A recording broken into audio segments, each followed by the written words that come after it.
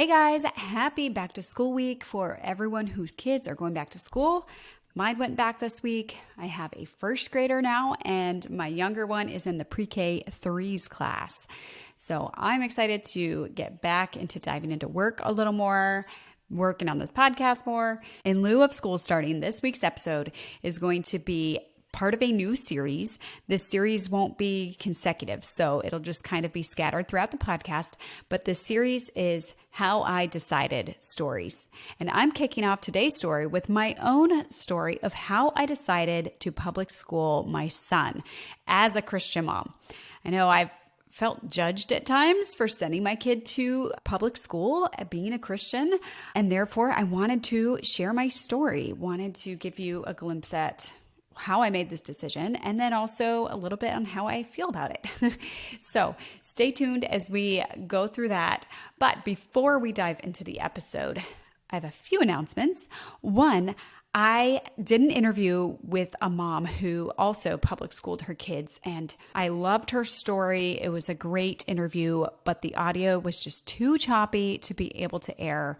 I didn't want to put you guys through that. So definitely click the link in the show notes or head over to my blog, and you will find the interview written out on the blog. So great story of her kids have already graduated, so how she felt about public schooling her kids, any issues that came up, and how she handled things. So go check that out. And then also, if you are torn on the decision of where to send your child to school, I have some resources for you.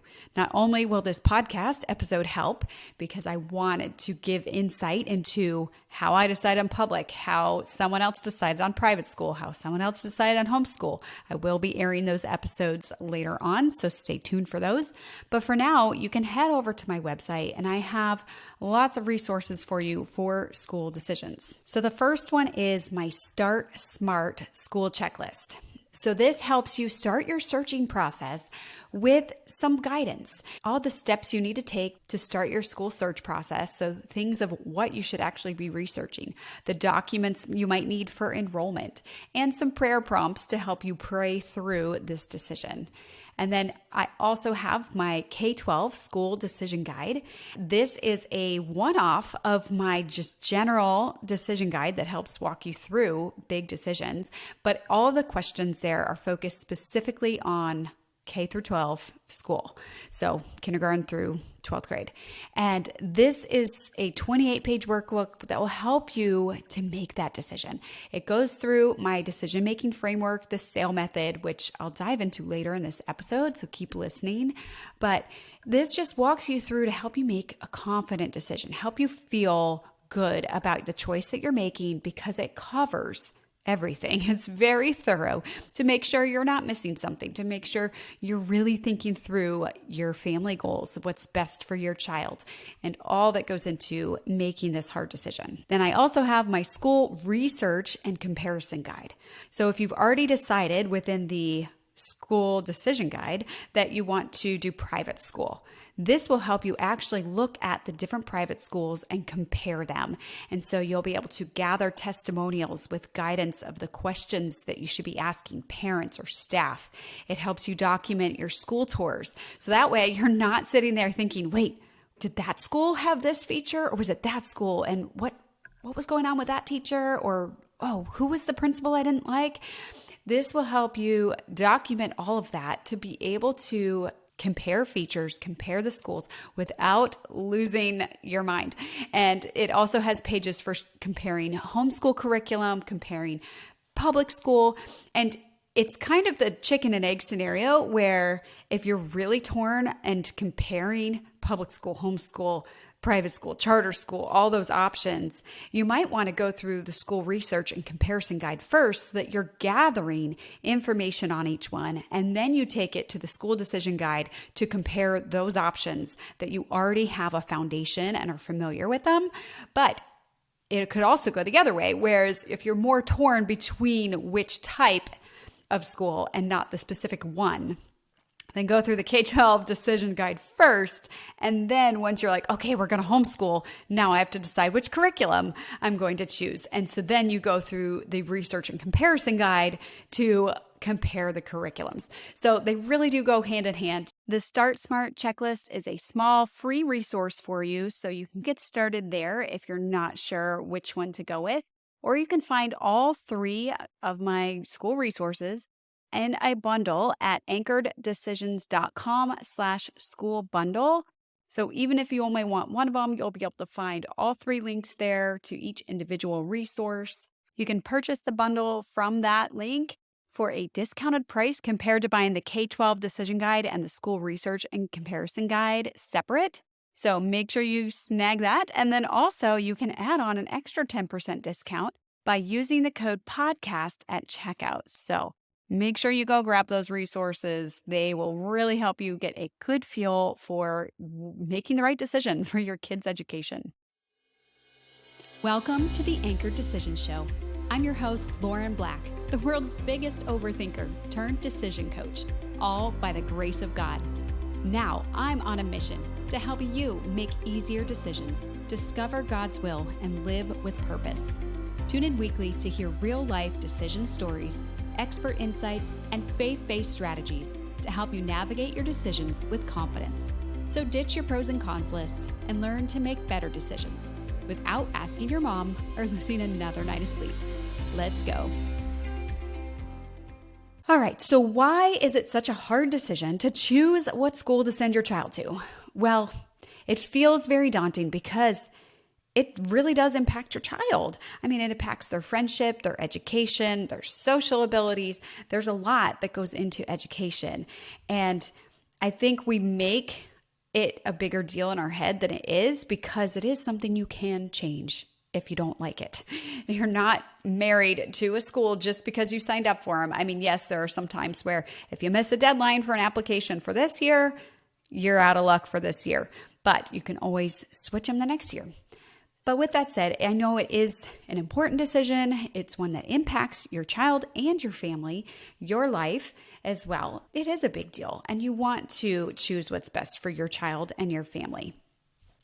So, little background story. When Josh and I, we were 2 years into marriage, and we decided to start looking for a house. So we're 25 years old. Young. I was looking back, I'm like, oh my gosh, we were so young, looking for a house. And at that time, we figured we would public school. So we wanted to look for a house in a good school district. And I knew that the city I grew up in, the schools there are A-rated schools, really good school districts. But the houses in that district were more expensive than, say, the county over, where people were paying half as much for a house the same size. But the problem with that county is that you could live next to a really, really beautiful, nice A-rated school, and your kid could be sent 45 minutes away to a C or D-rated school in not the best neighborhood, and they're not going to school with their friend next door who's getting sent to a different school 30 minutes the opposite direction. And so the zoning in that county were just not good. And people were at my husband's work were giving him flack a little bit that, like, here you are, this 25-year-old guy that doesn't have kids. Why are you focusing on buying a house in a good school district that's twice as much as houses in one county over? But I'm so glad we did. A, because housing prices have skyrocketed so much. And then B, you'll see throughout this story of why we chose to actually send them to the public school. But we just wanted to make sure we had that opportunity and that option if we did choose to public school, that we wanted to be in a good school district. So in order to give you the full picture of how I decided on public school, I have to share about the different options I was comparing and my thoughts on those. So I wanted to share the pros and cons of each of those with you, starting with public school. So some pros of the public school: really close to our house. It's about 10 minutes away at worst. And my kids could ride the bus. Their friends will be friends that are in the local area. There are 3 elementary schools in our city, and it's not that big of a city. So literally all the kids at my son's school are right around the corner, within like 10 to 15 minutes drive of our house. So that was important to me. I wanted my kids to be able to build those friendships that's easy for us to get to their houses and have play dates. The public school here is a good A-rated school, as I had mentioned. I like that public schools are government funded, so there's lots of opportunities within the school for really cool learning projects and science and music and all those things at no extra cost to the parents. Also, my kids would have their cousins at their school. My sister lives down the street, and her kids are 1 year older and 3 years older than my son, my older one. Then there's lots of options in public school for extra support for kids who are either behind or who are more advanced, where they've got pull-out groups. Where last year I know they had in kindergarten, my son had a class where he was already reading, and so they would pull him and some of the kids who are reading into a special reading class, and then the kids who were behind on their reading got pulled into an extra support group that allowed them to catch up. And then the teacher stayed with the kids who were kind of right on level and just kept working with them on their reading. So that type of thing was very important to me. And then also learning from multiple teachers. So learning to obey the authority of more than just one person. So not just me if I were to homeschool, or not just one teacher if he was in some sort of homeschool co-op that they learned under one teacher, but popping around from the lunchroom authority and music class, computer class, library, all sorts of different people that you have to learn to listen to and obey. And that's a real world scenario type thing, like a work environment. Also, the public school had a brand new building, and they have this awesome, super big, cool playground, which to me is an important thing because you want your kids to like school. And then some other factors were that the principal lives down my street. She's a neighbor of mine. I know her personally, so that is a great feature for a school. The front desk admin lives 4 doors down from me. The vice principal goes to my church.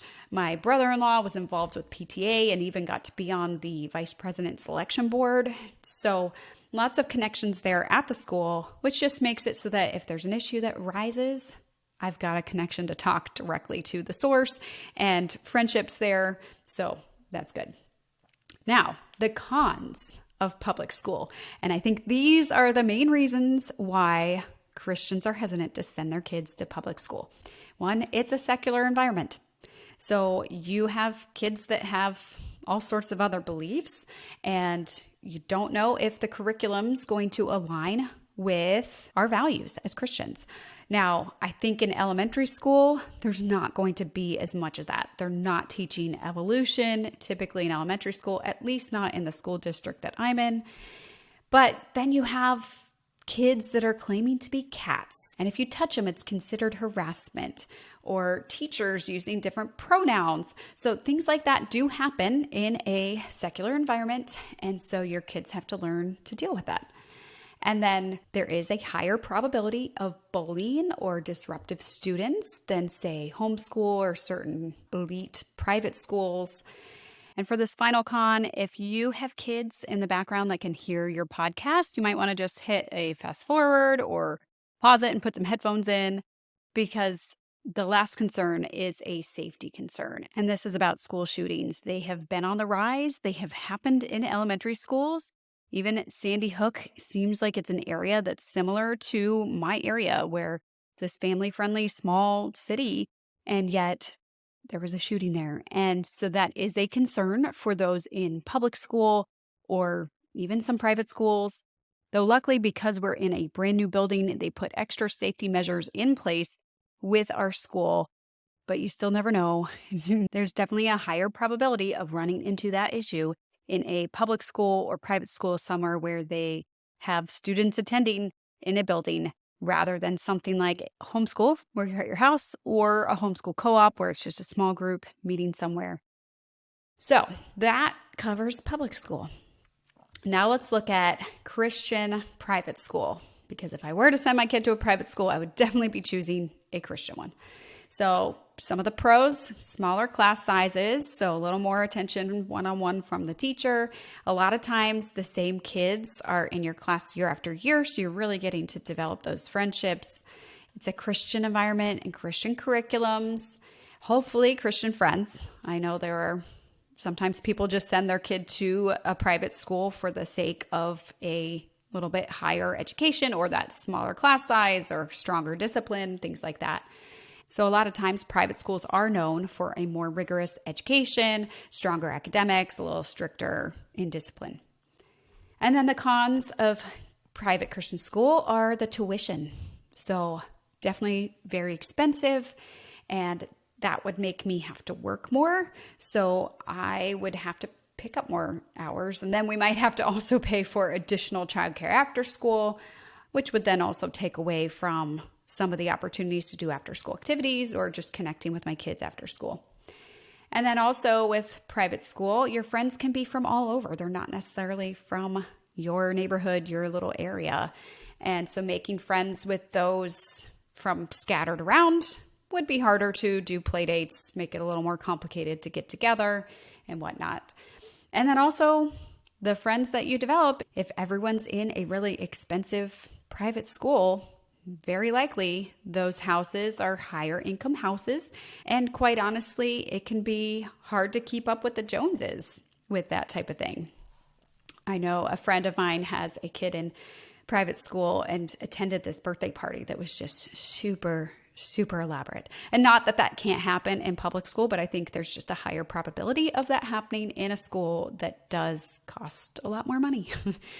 And then also sometimes the private schools have more limited sports programs or extracurricular activities, vocational opportunities, and not as many opportunities and resources for special help. This isn't true of all private schools, but I did have a friend whose daughter was behind in reading, and she had to hire a private tutor because they didn't offer special opportunity like that at the public elementary, where they'll pull you out and put you in a group to provide that smaller group environment to really help you grow. And then also with the private school, the last con is it's not as close to home. And some of them are really far with traffic. It'd be like 45 minutes to an hour for me to drive there. So that's 2-hour commute in the morning and 2-hour commute in the afternoon. And then I wouldn't be able to work as much while they're in school because that cuts into my work hours. And then if I'm driving one kid to one school far this way, and then my other kid is in preschool at this one, it just would be a commute nightmare. All right, so moving on to charter school. So the pros of the charter school near us is it's a classical curriculum. So I like that they take it back to the classics, have a good base for that academic foundation, and they have a really strong focus on academics. They are stricter with discipline, so likely you're going to have better behaved kids in class because the kids who aren't as well behaved are either going to be kicked out or their parents just aren't going to want to deal with them constantly being in this battle with behavior. And it's almost like a private school with having a little bit higher level of education and things, but it's free. So that is a pro. And then for this particular charter school, my other sister's kids go there. So that's a pro too, that they would have cousins at that school. And then I know that currently the principal is a Christian, and I feel like a lot of the teachers are Christians there. And I think the overall values of the school are closer to Christianity values than just public school. They're also in a fresh new building, which is nice. And then one pro is I was talking to a friend of mine whose daughter, she was in middle school at the time of talking with her, seemed like the type of girl that would kind of go off and be a party animal in high school, get herself in trouble with boys and different things. And yes, I could just be judging from outward appearances and what I see with her and her friends hanging out. But my friend was like, oh, she and her friends are such nerds. And so that just made me feel like, wow, that school is helping this girl who might have tendencies to go a little crazy to be reined in, to be focused on school. So that was a pro. And then some of the cons of the charter school is the car line. It's about 25-minute drive from my house as is, but then I've heard car lines a nightmare. Not only because it's a K through 12 school and all of them, they start and end at the same time. So you are in car line with all the kids from all grades and ages. So that makes it just such a long, hard process to get your kids, pick them up, like just drags it out. Then also, once again, like with private schools, Their friends could be scattered, especially this charter school draws kids from multiple different counties. So you could have some friends that live 40 minutes away or 25 minutes in that direction. The other best friend is 30 minutes in that direction. So it makes it harder to build those deep friendships. And to also some of the sports and activities, if you're signed up outside of school, you're probably not going to have your classmates in those activities with you. And then also with this charter school, there are a little less sports options, and even things like it doesn't have its own basketball court and football field, things like that in order to do sports. Another con is while it is a free school to attend, there is some pressure to donate and support to the school. They have a big gala every year that people are encouraged to come and just spend a lot of money to support the school. So financially, that can be tough. And then finally, there's a lottery system for enrollment. So you are not guaranteed to get in. They pull from a lottery. I think they do try to prioritize siblings. So if you have one child get in, you hopefully will get your other child in, but it's not guaranteed. And so that can just make it tough. All right, and then moving on to homeschool. So the pros of homeschool: more control over which curriculums. You can choose a Christian curriculum. You can oversee their education more closely because you're there with them daily, working through it with them. You have more flexibility. So with my husband being on rotating shifts, he'll often work 3 12-hour night shifts, and then he's off for 5 days. So if we wanted to be able to vacation throughout the year, I know cruises are so much cheaper when it's during the school year because most families can't go on a cruise in the middle of the week in the school year. But if you're homeschooling, you can do that. And other vacations you can go when it's the off season, so you're paying less for travel and not having crowds. And then also lots of really cool field trip and co-op group opportunities. I had a friend who homeschools. She has 3 boys and a girl and is constantly posting pictures of the cool field trips they're doing and just, we're studying and learning at the playground today because it's nice out and we can. And so there's a lot of opportunities for just getting outside, being in nature more, hanging out with friends that also homeschool, and just really getting close to those friends. I see them doing things all together a lot with their homeschool group, and they're going on the field trips together. So that is one way to develop friendships a little deeper. But the cons of homeschool are there's no break from your kids. And quite honestly, I need a break from my kids sometimes. My work time is golden. It allows me to refresh, reset, be able to have the energy and the mindset to handle all the overstimulation that comes from being around kids the rest of the day. Also, my son does not like to listen to me like he listens to others. Over summer, we tried to do a little bit of learning to just keep up and get ready for first grade, and he fought it. He doesn't like to listen to me as well as others. Even we go to get haircuts, or he goes to the dentist, or wherever, that he has to sit still and listen and be perfect. And he is the best. The dentist will say, wow, this is the best kid I've had all day. And even the hairstylist, the barber's like, wow, he sits still better than some of the adults. I'm like, why couldn't he do that at home with me? So there would be tension there if I tried to homeschool him. And then also if I'm homeschooling, that would leave less time for my business, for me to work.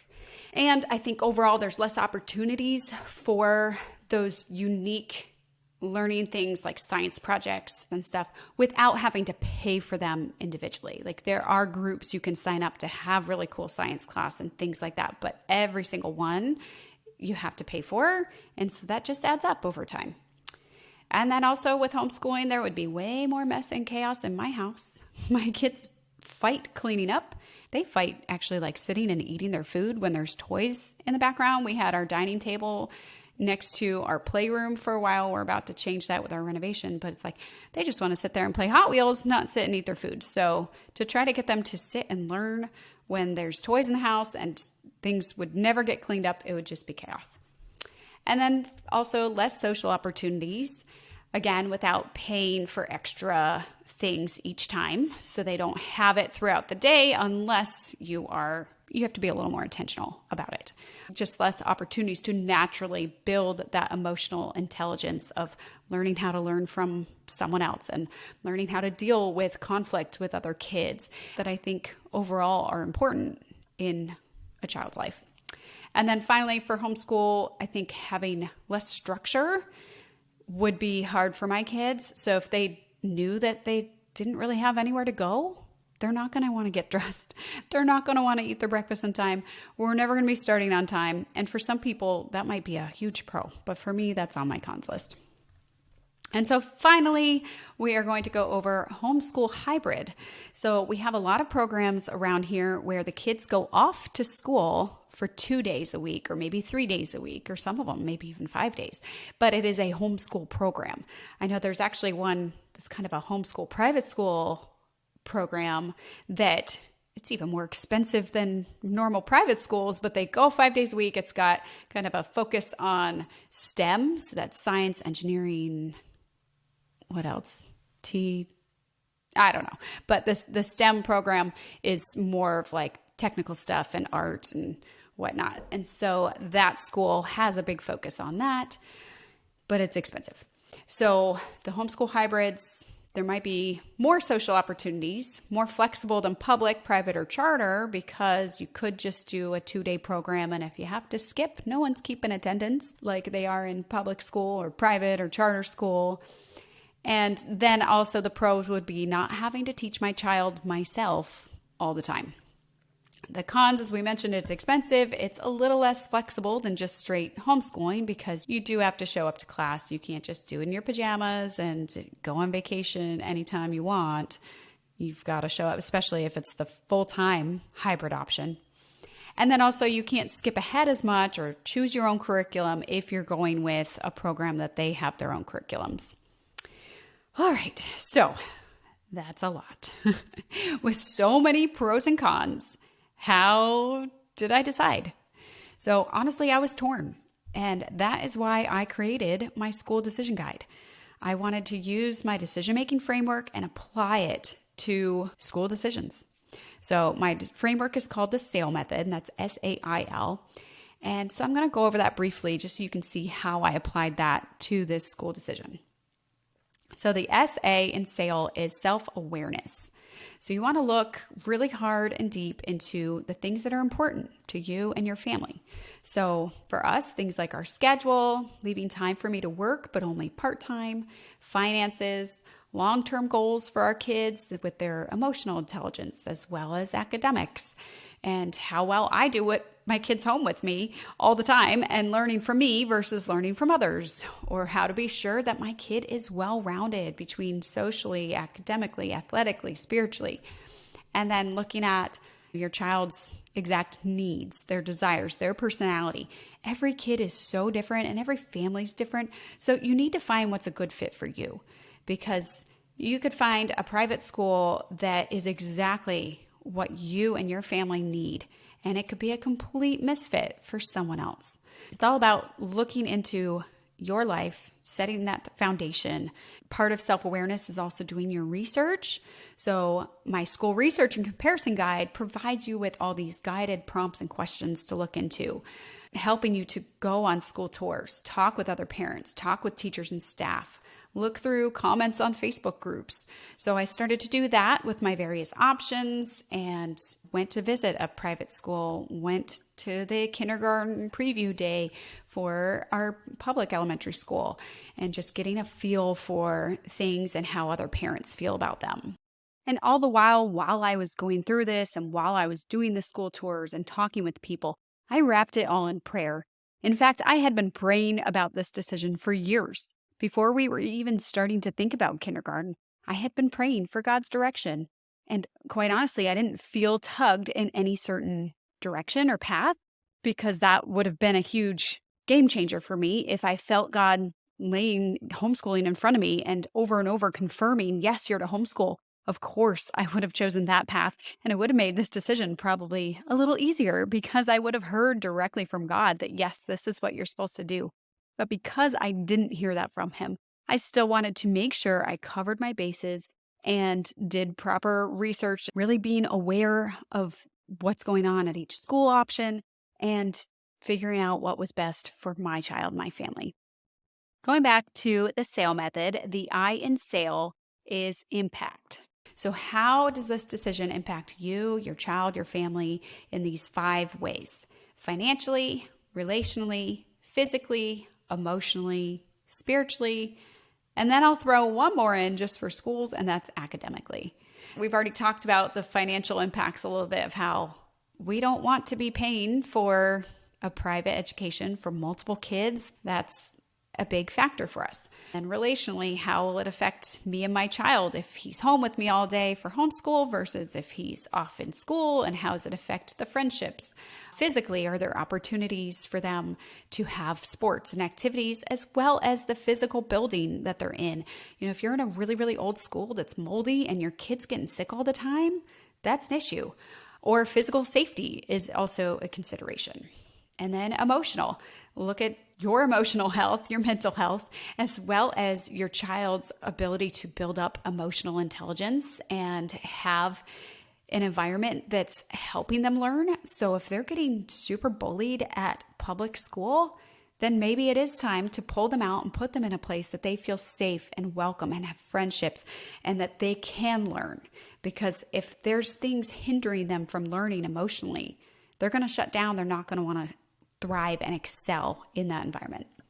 And then spiritually, looking at the opportunities within school. And then if there aren't opportunities in school, look at outside of the box. My sons are signed up to do Awanas this year, which is a Christian kind of Cub Scout type thing in the evenings at a church. And then we've got church on Sundays. I try to pour into them and teach them lessons at home as well. Then academically, just look at what is the best fit for your child for learning and the type of curriculum. If you have a kid with dyslexia, what type of reading program and style does each school offer that is good for kids with dyslexia? So looking at all those impact zones. And then finally, the L in the SAIL method is your litmus test. So this takes what's most important to really reveal what your priorities are and which one's the best. So look at all of your lists from above of the self-awareness, the impact zones, those factors, and look at what's your family's top priority.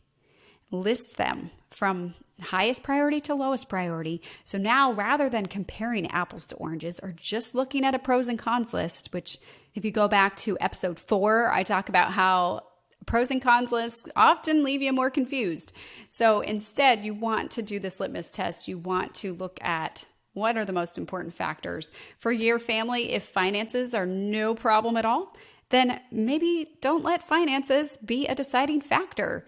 Or maybe if work is essential for you, not only for your mental state, but for your finances, then which options allow you to continue working the way that you want to work? That should be a top consideration. So, with all that said, how did I finally come to settle on public school? Top factors for me were the learning environment, so something that would make my child love coming to school, want to learn, and have lots of opportunities for growth and projects and cool ways to learn, as well as learning under other authorities and not just me as their teacher. So because of this, I ruled out homeschooling. Finances were a top factor, which I've already talked about, and while we could make it work, and there are some grants and scholarships that are even for just general families, not necessarily need-based. But what if those go away and now we're completely established in this private school and then I'm driving my kid far away and they're not hanging out with friends that live close by? So because of those reasons, private schools were out and the hybrid schools were out, since some of those hybrid schools were more expensive for 2 days than an entire 5-day-a-week private school. I don't get it. And then proximity to home was important. So with the commute and with those friendships I keep mentioning. So that ruled out the charter school. I also, for the first year, missed the lottery date for the charter school. So that kind of ruled it out for year 1 for me, even though I guess I could have been put on a wait list and my sister volunteers at that school. So maybe she could have, provided me an in if there was a cancellation. But overall, I was okay missing that deadline because I was pretty set on public school at that point anyway. And then also part of my deciding factors were just going on those tours. The one private school I visited, I ruled that one out right after visiting it just because there were some things that I saw going on that just didn't sit right in my gut. And I just felt like, you know what? That's not the right place for my child. And then when I went to the public school, their kindergarten preview day, and just saw the pictures and the slideshows of the things that they were doing and saw the classrooms, talked to the teachers, it just felt like, yes, this is the right environment for my child to love school and to learn and grow. So I decided to give it a shot, and it has been great. My son loved kindergarten so much. His kindergarten teacher actually moved in 2 doors down from us, and she moved up to first grade this year, and he got her again. So I'm super thrilled about that. My son's best friend lives down the street from us in our neighborhood, and she was in his kindergarten class, and again in their first grade class, her mom was room mom. So it's just been a really great place for him to grow and learn, and he rides the bus with his cousins. It's nice that if I'm running late from some errands and I can't make it to the bus pickup on time, I can text any of the other moms in my neighborhood. They're all listed as my contacts that are able to take my kid off the bus. And I text them and say, hey, can you pick up my kid from the bus stop? I'll be there 5 minutes late. And it's just so nice having that little group of neighbors going to school together and hanging out after school together and doing sports and activities together. Now, I will say I am taking it year by year with my son. So if things start coming up, if things change, if the secular environment starts negatively impacting my child and he starts straying from his faith or being bullied in a way that's not being handled well at the school, or if something comes up crazy, then yes, I will reconsider and I will move his school. I'm not set on public school for just for the sake of the reasons I've mentioned above. Like, my child's safety and health and well-being is way more important than just choosing public school. And honestly, middle school terrifies me. I will probably not send my child to public middle school unless I see that my nephews who are older than my son are going there and thriving and doing great and not affected by all the middle school drama. Middle school was hard for me as a kid, and that was before social media. So these poor kids that go through middle school now. But that is a beast I don't have to tackle for several years. So I will cross that bridge when it comes. But with that said, I hope that this episode was helpful for you to just get a picture of how I chose public school for my child, my experience with it, and how our family as Christians are handling public school. Don't forget to go and read the blog post interview with this other mom, Elizabeth Spencer, who sent her Christian kids to public school. Make sure you check out my school decision guide, my school research and comparison guide, and the free Start Smart School checklist over at anchoreddecisions.com/school bundle. So that's all for today. Have a great week. Thanks for listening all the way through. If you want more content on making intentional faith-based decisions, go through my playlist and download any relevant episodes. Hit subscribe so you never miss an episode, or head over to anchoreddecisions.com to find more decision-making resources. See you next week for another episode.